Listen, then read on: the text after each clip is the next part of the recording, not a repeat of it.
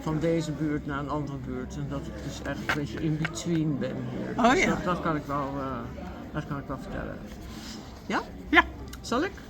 Oké, dan gaan we dan. Nou, ik zit hier dus in de expositieruimte geheel onverwacht dit propje te maken. Het wordt eigenlijk meer een vouwwerk.